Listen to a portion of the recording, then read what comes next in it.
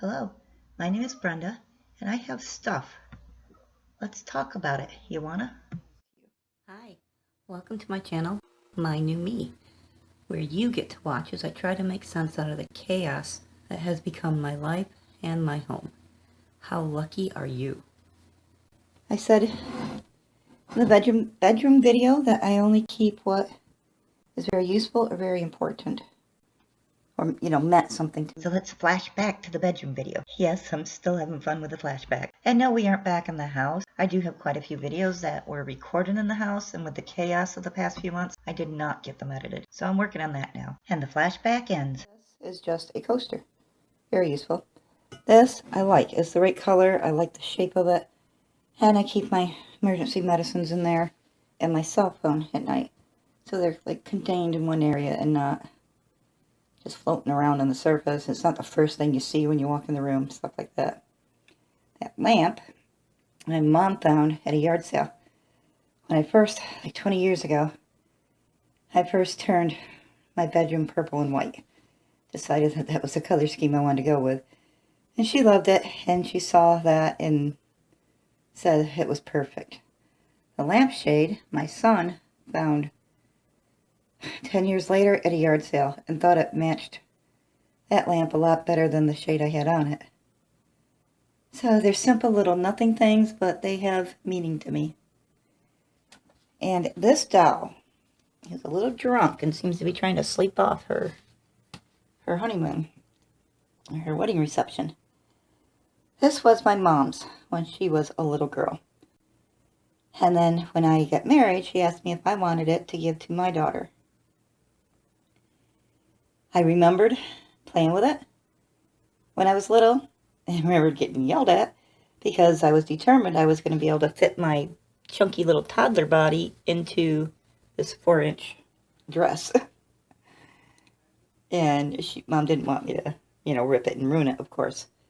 So it came with the wedding dress. It came with the evening gown and the little purse. I remember it has one white lace glove, or pink lace glove that goes with this gown. And it has a little purse to go with she called it the honeymoon gown, wedding dress with the honeymoon gown. I remember it had two of those little lace arm sleeves, two white ones for the wedding dress and two pink ones for the pink one. And it had white shoes for the wedding dress and pink shoes for the pink dress. But I don't know what's happened to them over the years. I don't remember if they were still there when I got it. If it's, come up missing while I've had it, I'm not sure. But it meant a lot to Mom. She wanted me to give it to my daughter when I had one, and then I ended up not having one. And I still want to keep it. It meant a lot to her. Hopefully my son will have a daughter and he can give it to her. So, the rocking chair it's on, I'm not going to take it apart because she falls apart. But that's one of those tiny little wood, well, maybe I will. Maybe I will, just because. That is one of those small little wood rocking chairs, toddler size. That was mine when I was a child. Well, it wasn't mine. My parents had it for all of us kids. I remember sitting in it and rocking in it. I remember my brother, who was a year younger than me, fighting over who got to sit in it. I remember getting my butt blistered when I had my youngest brother, who was probably, I don't remember specifically, but he was a baby. He could sit up by himself, but just really crawling. So he was probably 5 or 6 months old.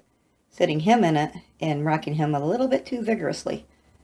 And my mom caught me doing that, and that wasn't a good thing. I learned the hard way.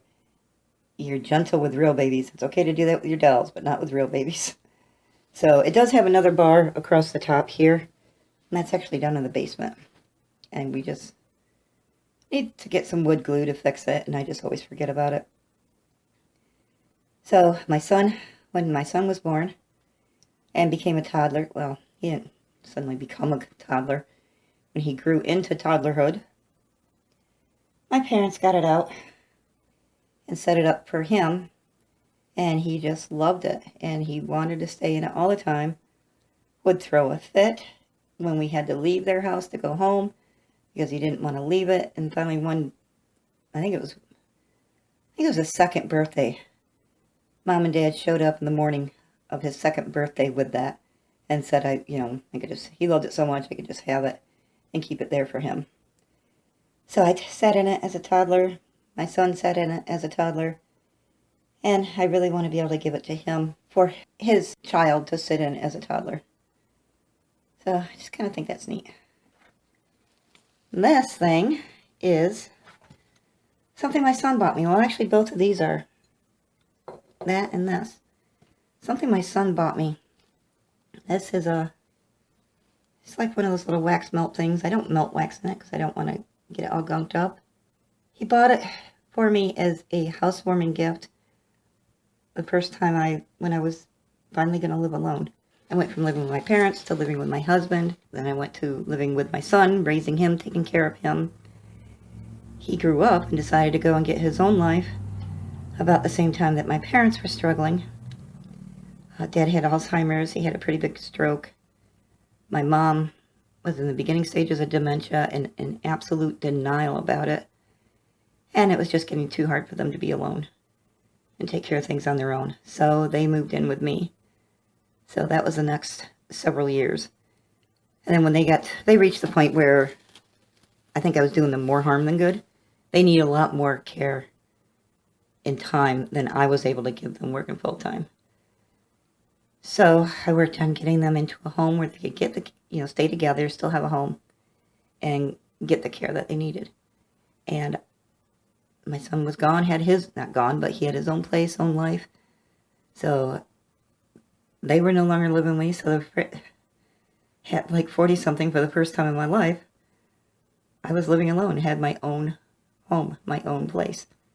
And as a congrats, now you can live your life. You don't need to focus your life on anyone else. He got me that. And so that will always be special to me. Always, always, always, always means something. Let's put her back in there for now. So do you see those two plates? That plate and that plate. I got married 1 week after my parents' 25th wedding anniversary.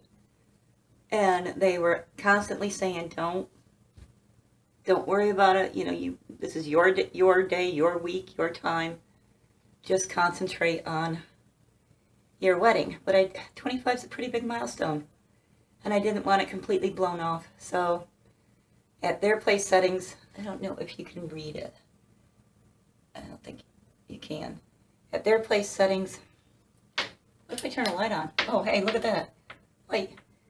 At their place settings during the wedding, we had these plates set instead of the normal plates. And the one says, Happy 25th Anniversary, Dad. And then Happy 25th Anniversary, Mom. And then they had their very own special dance during the reception for the anniversary. So, I don't know, it really touched them. They really meant a lot. So, I wanted to keep it. These are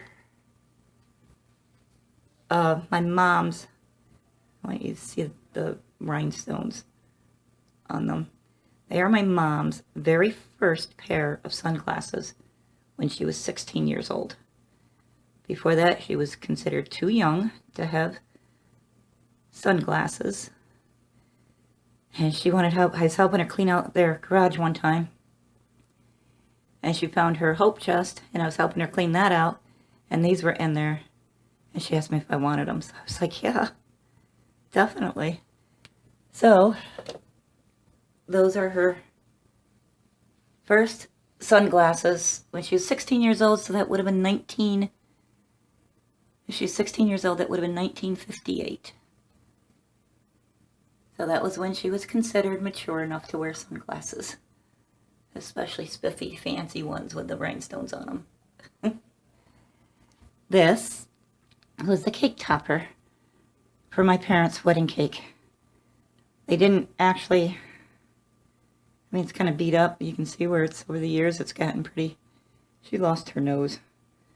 But they didn't have an actual wedding. They eloped. They drove to Georgia and eloped. And then when they came back, told the whole family. And the family had a big, week later reception and party. And this was on the cake they had at the reception.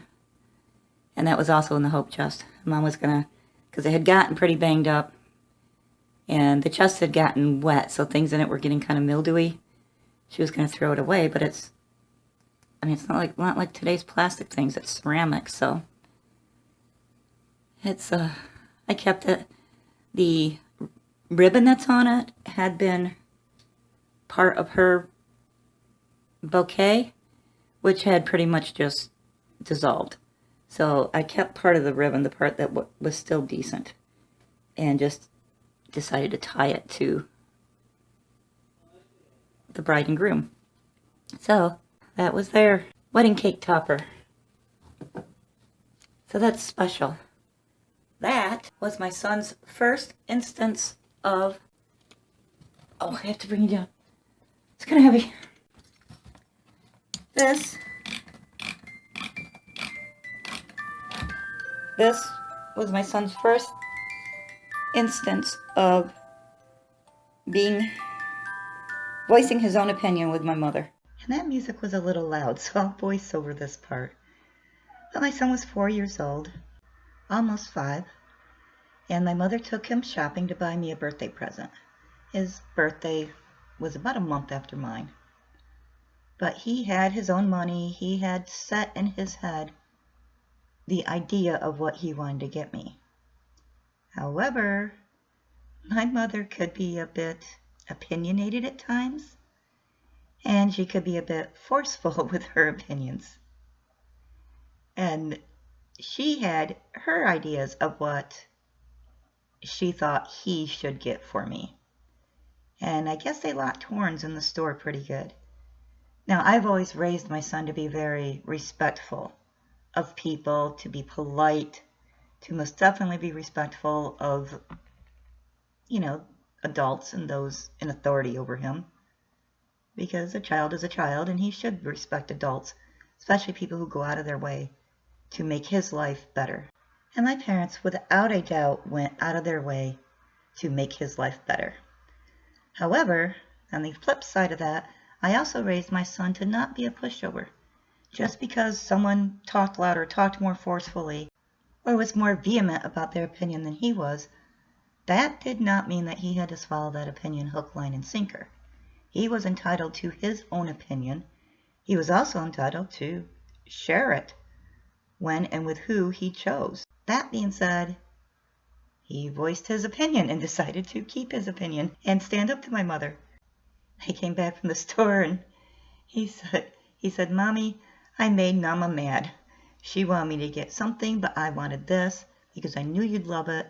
She said you wouldn't love it, that you would love the other thing, and I got this anyway, so now she's mad at me." So I had to soothe some ruffled feathers. But I was proud of the moment. My son stood up for himself, and he did it at a time and in a way when he should have. So I was quite proud of him. And I had to absolutely love the gift that he got me, and it's been proudly displayed ever since.